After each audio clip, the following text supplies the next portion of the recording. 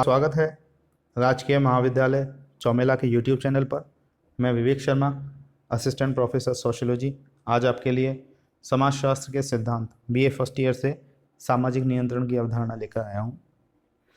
सामाजिक नियंत्रण के द्वारा व्यक्तियों के व्यवहार को समाज के स्थापित प्रतिमानों के अनुरूप ढालने का प्रयत्न किया जाता है। इस अर्थ में सामाजिक नियंत्रण वह विधि है जिसके द्वारा एक समाज अपने सदस्यों के व्यवहार का नियमन करता है। सामाजिक नियंत्रण के द्वारा एक समाज अपने सदस्यों को उनकी निर्धारित भूमिकाओं को निभाने, नियमों का पालन करने एवं व्यवस्था को बनाए रखने के लिए प्रेरित करता है।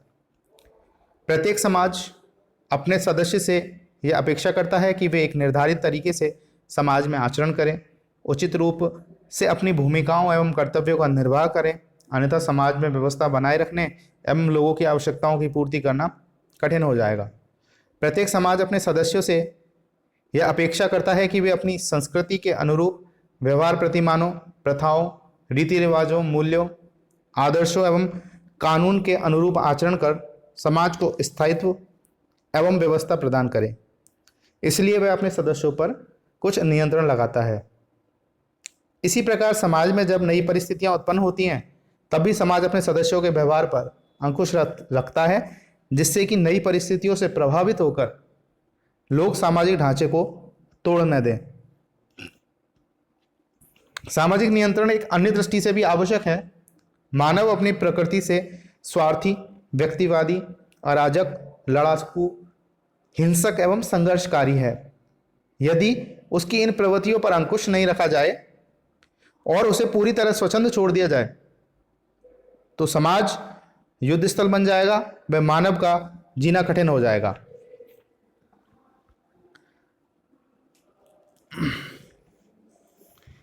सामाजिक नियंत्रण का अर्थ एवं उसकी परिभाषा। सामाजिक नियंत्रण का प्रयोग विभिन्न अर्थों में किया जाता है। एक सामान्य धारणा यह है कि लोगों को समूह द्वारा स्वीकृत नियमों के अनुसार आचरण करने के लिए बाध्य करना ही सामाजिक नियंत्रण है, किंतु यह एक संकुचित धारणा है। प्रारंभ में सामाजिक नियंत्रण का अर्थ केवल दूसरे समूहों से अपने समूह की रक्षा करना और मुखिया के आदेशों का पालन करना मात्र था। बाद में धार्मिक और नैतिक नियमों के अनुसार व्यवहार करने को सामाजिक नियंत्रण माना गया, किंतु वर्तमान समय में सामाजिक नियंत्रण का तात्पर्य संपूर्ण समाज व्यवस्था के नियमन से लिया जाता है, जिसका उद्देश्य सामाजिक आदर्शों एवं उद्देश्यों को प्राप्त करना है। इसी संदर्भ में हम मैकाइवर एवं पेज के द्वारा सामाजिक नियंत्रण की जो परिभाषा दी थी उस पर चर्चा करते हैं। सामाजिक नियंत्रण का अर्थ उस तरीके से है जिससे संपूर्ण सामाजिक व्यवस्था की एकता और उसका स्थायित्व बना रहता है। इसके द्वारा यह समस्त व्यवस्था एक परिवर्तनशील संतुलन के लिए के रूप में क्रियाशील रहती है। इसी प्रकार रॉस ने कहा कि सामाजिक नियंत्रण का तात्पर्य उन सभी शक्तियों से है जिनके द्वारा समुदाय व्यक्ति को अपने अनुरूप बनाता है। अब तक हमने जितनी भी चर्चा की उसमें हम पहले ही इस बात पर विस्तार से चर्चा कर चुके हैं कि समुदाय द्वारा या समाज द्वारा व्यक्ति को अपने अनुरूप बनाने के लिए सामाजिक नियंत्रण रूपी शक्ति का प्रयोग करना पड़ता है। गिलिन और गिलिन के अनुसार सामाजिक नियंत्रण सुझाव, अनुनय, प्रतिशोध, उत्पीड़न तथा बल प्रयोग जैसे साधनों की व्यवस्था है जिसके द्वारा समाज किसी समूह के व्यवहार को मान्यता प्राप्त प्रतिमानों के अनुरूप बनाता है, अथवा जिसके द्वारा समूह सभी सदस्यों को अपने अनुरूप बनाता है। तो इसमें कुछ साधनों भी बताए उन्होंने कि जैसे कि सुझाव, अनुनय, प्रतिशोध, उत्पीड़न या बल प्रयोग जैसे साधनों की एक व्यवस्था समाज करता है ताकि वह समूह के व्यवहार को मान्यता प्राप्त प्रतिमानों के अनुरूप बना सके। यानी उसने जो स्वीकृत प्रतिमान है व्यवहार करने के, उनके अनुसार व्यक्ति को व्यवहार करने के लिए प्रेरित करने या नियंत्रित करने के लिए वो कुछ साधनों का प्रयोग करता है ताकि सदस्यों को समूह के अनुरूप बनाया जा सके। आगमन और निम्कोफ, दबाव का वह प्रतिमान जिसे समाज के द्वारा व्यवस्था बनाए रखने और नियम स्थापित रखने के उपयोग में लाया जाता है, सामाजिक नियंत्रण कहते हैं। और इसी प्रकार पीएच लैंडिस भी कहते हैं कि सामाजिक नियंत्रण वह प्रक्रिया है जिसके द्वारा सामाजिक व्यवस्था स्थापित की जाती है और बनाए रखी जाती है। तो अब तक हमने जितनी परिभाषाएं पढ़ी उससे हमारी कुछ विशेषताएं जो हैं सामाजिक नियंत्रण की निकल कर आती हैं। वो क्या क्या है कि सामाजिक नियंत्रण में व्यक्ति से अपेक्षा की जाती है कि वह सामाजिक प्रतिमानों के अनुरूप आचरण करे। सामाजिक नियंत्रण समाज में संगठन एवं एकरूपता पैदा करता है। सामाजिक नियंत्रण 3 स्तरों पर होता है: समूह का समूह पर नियंत्रण, समूह का व्यक्ति पर नियंत्रण तथा व्यक्तियों का व्यक्तियों पर नियंत्रण। सामाजिक नियंत्रण से सामाजिक संबंधों में स्थिरता एवं एकरूपता आती है। सामाजिक नियंत्रण से तनाव एवं संघर्षों को कम तथा सहयोग स्थापित किया जा सकता है। सामाजिक नियंत्रण उन साधनों एवं विधियों की ओर संकेत करता है जिनके द्वारा व्यक्ति के व्यवहारों को एक आवश्यक ढांचे में ढाला जाता है। सामाजिक नियंत्रण द्वारा विपथगामी प्रवृत्तियों पर अंकुश रखा जाता है तथा उन्हें कुचल दिया जाता है। सामाजिक नियंत्रण के लिए दंड एवं पुरस्कार दोनों विधियों का प्रयोग किया जाता है।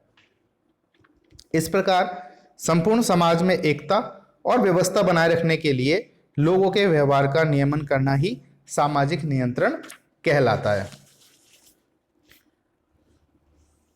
अब हम चर्चा करेंगे कि भाई सामाजिक नियंत्रण की आवश्यकता क्यों पड़ी है, उसका महत्व क्या है, तो उस पर हम चर्चा करेंगे।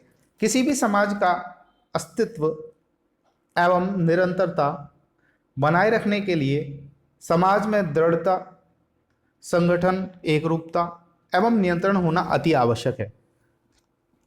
मानव की अराजक और व्यक्तिवादी प्रवृत्ति पर नियंत्रण लगाए बिना समाज में संतुलन बनाए रखना कठिन हो जाएगा। सामूहिक एवं व्यक्तिगत उद्देश्यों की पूर्ति के लिए भी समूह एवं समाज के सदस्यों पर नियंत्रण रखना आवश्यक है। समाज को व्यवस्थित एवं संगठित रखकर ही हम सामाजिक मूल्यों को प्राप्त कर सकते हैं और इसके लिए नियंत्रण होना आवश्यक है। सामाजिक ढांचे को नवीन परिवर्तनों के कारण विघटित होने से बचाने एवं लोगों में पारस्परिक सहयोग उत्पन्न करने के लिए भी समाज में नियंत्रण आवश्यक है। तो चलिए हम कुछ बिंदुओं के माध्यम से सामाजिक नियंत्रण के उद्देश्य, आवश्यकता एवं महत्व को समझेंगे। सामाजिक संगठन की स्थिरता। सामाजिक नियंत्रण के द्वारा व्यक्ति की निरंकुश एवं अराजक प्रवृत्तियों पर नियंत्रण रखा जाता है और उसे मनमानी नहीं करने दी जाती। उसे समाज द्वारा मान्य व्यवहारों के अनुरूप ढालने का प्रयास किया जाता है। फलस्वरूप समाज में अनिश्चितता एवं अस्थिरता समाप्त होती है एवं सामाजिक संगठन की निरंतरता बनी रहती है। परंपराओं की रक्षा। सामाजिक नियंत्रण का एक उद्देश्य समाज की व्यवस्था को बनाए रखना एवं परंपराओं का पालन करना होता है। परंपराओं में हमारे पूर्वजों का अनुभव एवं ज्ञान निहित होता है जिसे नई पीढ़ी पुरानी पीढ़ी के द्वारा सीख लेती है। परंपराओं के अनुसार आचरण करने से समाज में एकरूपता एवं दृढ़ता बनी रहती है। परंपराएं हमारी संस्कृति की धरोहर एवं रक्षक हैं। सामाजिक नियंत्रण द्वारा लोगों की परंपराओं को मानने के लिए बाध्य किया जाता है। समूह में एकता। समाज एवं समूह का सुचारू रूप से संचालन तभी संभव है जब उसमें एकता हो, विघटन और विपथगामी प्रवृत्तियां प्रबल न हो, अन्यथा वह समूह या समाज विसंकलित एवं विघटित हो जाएगा। नियंत्रण के द्वारा समाज विरोधी शक्तियों पर अंकुश रखा जाता है और उन्हें समाज के अनुरूप ढाला जाता है। समूह में एकरूपता। समूह के व्यवस्थित रूप से संचालन के लिए आवश्यक है कि उसके सदस्यों के व्यवहार एवं समानता सदस्यों के व्यवहार में समानता एवं एकरूपता हो। सामाजिक नियंत्रण द्वारा लोगों के विचारों, व्यवहारों, मनोवृत्तियों एवं दृष्टिकोणों में एकरूपता लाई जाती है। सहयोग के अस्तित्व एवं निरंतरता को बनाए रखने के लिए आवश्यक है कि उनके सदस्यों में परस्पर सहयोग हो। नियंत्रण की सहायता से लोगों में सहयोग प्राप्त किया जाता है। सहयोग के अभाव में समाज में संघर्ष, अनियंत्रित जीवन एवं विघटन पैदा होगा जो सामूहिक जीवन को खतरे में डाल देंगे। सामाजिक नियंत्रण की उपस्थिति में ही सहयोग एवं सहकारिता संभव है। सहयोग से ही सामाजिक लक्ष्यों की प्राप्ति हो सकती है। सामाजिक सुरक्षा। सामाजिक नियंत्रण लोगों को मानसिक एवं बाह्य सुरक्षा प्रदान करता है। व्यक्ति को जब यह विश्वास होता है कि उसके हितों की रक्षा होगी तो वह मानसिक रूप से संतुष्टि एवं सुरक्षित महसूस करता है। सामाजिक नियंत्रण के द्वारा व्यक्ति की शारीरिक एवं संपत्ति की रक्षा भी की जाती है। इसी प्रकार उसके भरण पोषण की समुचित व्यवस्था को बनाए रखने में भी समाज नियंत्रण द्वारा सहयोग देता है। व्यक्तिगत व्यवहार पर नियंत्रण। सामाजिक नियंत्रण के द्वारा व्यक्ति के स्वच्छंद व्यवहार एवं मनमानी करने पर भी रोक लगा दी जाती है।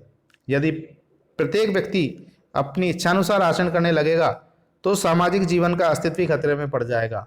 नियंत्रण के अभाव में मानव मानव न होकर पशु के समान हो जाएगा। इस संदर्भ में लैंडिस ने उचित ही कहा है कि मानव नियंत्रण के कारण ही मानव है। इस प्रकार हम देखते हैं कि सामाजिक नियंत्रण के कारण ही समाज का संगठन संभव हो पाया है। तो प्यारे बच्चों, आज हमने सामाजिक नियंत्रण की परिभाषा, उसके अर्थ और उसके उद्देश्य और महत्व या उसकी आवश्यकता को विस्तार से जाना। तो जो हमने अंतिम पंक्ति पढ़ी लैंडिस की कि मानव नियंत्रण के कारण ही मानव है, तो मानव और पशुओं में जो सबसे बड़ा अंतर है वो यही है कि समाज अपनी परंपराओं, प्रथाओं, औपचारिक और अनौपचारिक नियंत्रण के साधनों के माध्यम से उस पर नियंत्रण रखकर, उसकी पार्श्विक प्रवृत्तियों पर नियंत्रण रखकर उसे मानव बने रहने में सहयोग प्रदान करता है। मैं उम्मीद करता हूं कि सामाजिक नियंत्रण का अर्थ और उसकी आवश्यकता, महत्व को समझने के लिए आपको मेरा वीडियो उपयोगी सिद्ध होगा। और मेरा वीडियो अंत तक देखने के लिए आपका धन्यवाद।